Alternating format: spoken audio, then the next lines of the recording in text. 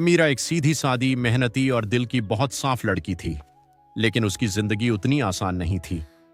बचपन में ही उसकी मां का देहांत हो गया था और उसके पिता ने दूसरी शादी कर ली थी। शुरुआत में सब ठीक था, लेकिन धीरे धीरे उसकी सौतेली मां का असली चेहरा सामने आने लगा। वह मीरा से घर के सारे काम करवाती, सुबह से लेकर रात तक। झाड़ू पोंछा, खाना बनाना, बर्तन धोना, सब कुछ। और अगर जरा सी भी गलती हो जाती तो उसे ताने और डांट सुननी पड़ती।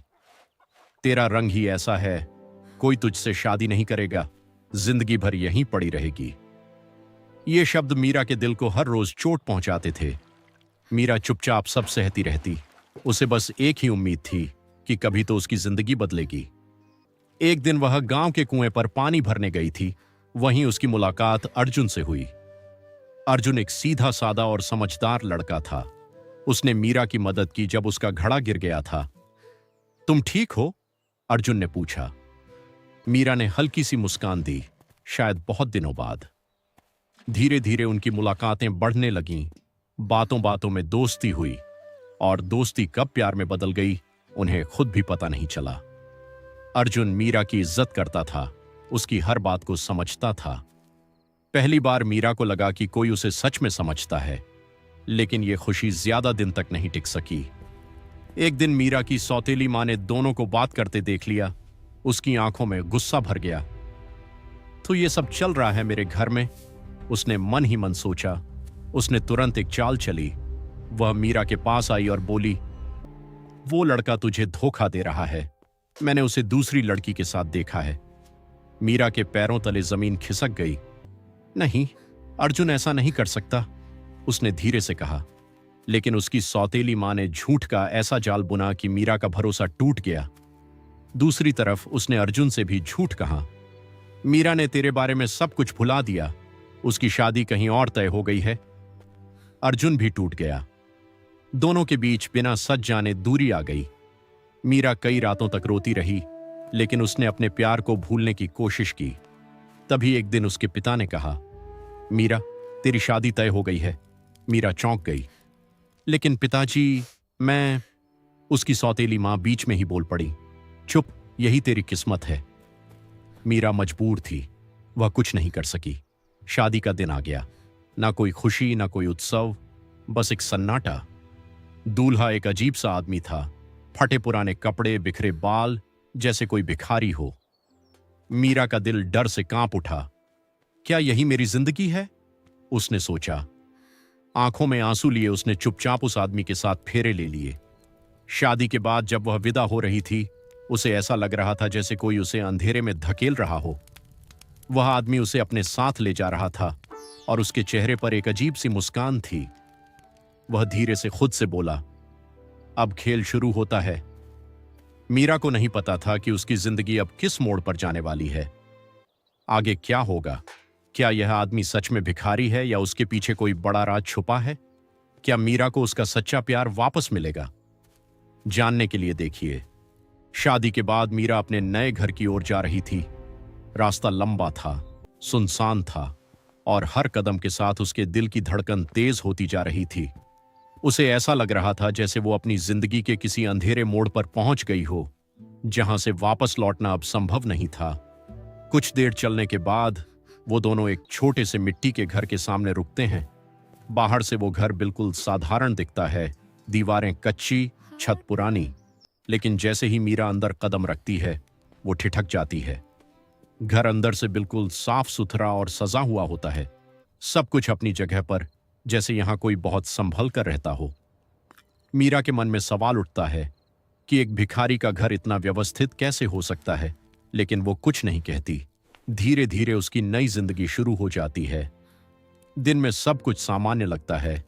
उसका पति सुबह जल्दी उठता है, बिना कुछ ज्यादा बोले घर से निकल जाता है और शाम को लौटता है। हर दिन वो कुछ ना कुछ खाने का सामान लेकर आता है, कभी रोटी, कभी चावल, कभी थोड़ा गुड़। मीरा पूरे दिन घर का काम करती रहती है, झोपड़ी साफ करना, खाना बनाना और फिर चुपचाप एक कोने में बैठ जाना। धीरे धीरे उसके मन का डर थोड़ा कम होने लगता है। उसे लगने लगता है कि शायद उसकी जिंदगी उतनी बुरी नहीं है जितनी उसने सोची थी। लेकिन असल डर अभी शुरू होना बाकी था।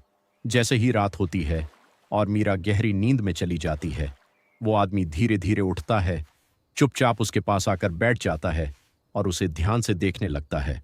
उसकी आंखों में एक अजीब सी चमक होती है।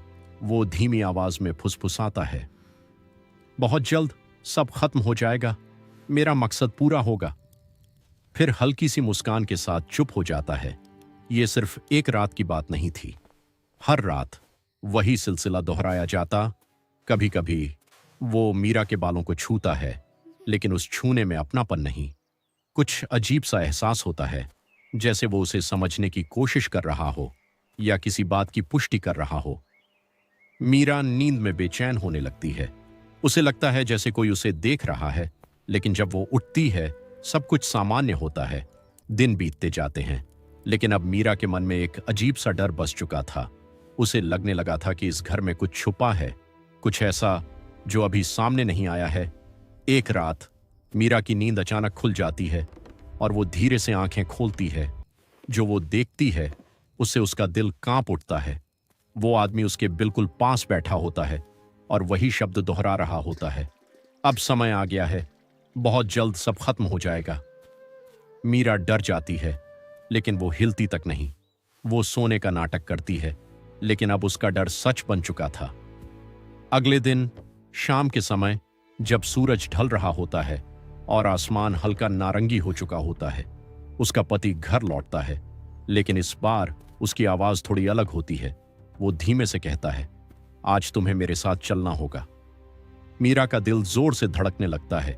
उसके मन में डर भी होता है और सवाल भी, लेकिन अब तक वो उस पर भरोसा करना सीख चुकी होती है, इसलिए वो बिना कुछ पूछे तैयार हो जाती है और उसके साथ चल पड़ती है। दोनों लंबे रास्ते पर चलते हैं। चारों तरफ सन्नाटा होता है, सिर्फ उनके कदमों की आवाज और मीरा के दिल की धड़कन। कुछ देर बाद वो एक दूसरे गांव में पहुंचते हैं और फिर वो आदमी एक पुराने लेकिन साफ सुथरे घर के सामने रुक जाता है। मीरा उस घर को ध्यान से देखती है और अचानक उसकी आंखें फैल जाती हैं, क्योंकि वो घर उसे बहुत अच्छी तरह से पहचान में आ जाता है। ये वही घर होता है जिसे वो कभी भूल नहीं पाई थी। अर्जुन का घर। उसका दिल तेजी से धड़कने लगता है। उसे समझ नहीं आता कि उसे यहां क्यों लाया गया है। तभी दरवाजा खुलता है और अंदर से एक औरत बाहर आती है। वो अर्जुन की मां होती है। वो मीरा को देखकर हल्की मुस्कान देती है और उसे अंदर आने का इशारा करती है। मीरा पूरी तरह उलझ चुकी होती है। तभी उसका पति उसके सामने आकर खड़ा हो जाता है। इस बार उसके चेहरे पर कोई अजीब मुस्कान नहीं होती, सिर्फ एक सच्चाई होती है। वो धीरे धीरे कहता है, अब वक्त आ गया है सच जानने का। मीरा का दिल तेजी से धड़कने लगता है और फिर वो आदमी गहरी सांस लेकर कहता है, मैं कोई भिखारी नहीं हूं, मैं अर्जुन हूं। ये सुनते ही मीरा के पैरों तले जमीन खिसक जाती है। उसकी आंखों में आंसू आ जाते हैं। उसे यकीन नहीं होता, लेकिन उसके सामने खड़ा इंसान वही होता है जिसे वो कभी दिल से चाहती थी और आज भी चाहती है। यहीं से मीरा की जिंदगी का सबसे बड़ा सच सामने आने वाला था। आगे क्या होगा, ये जानने के लिए मिलते हैं कहानी के अगले भाग में।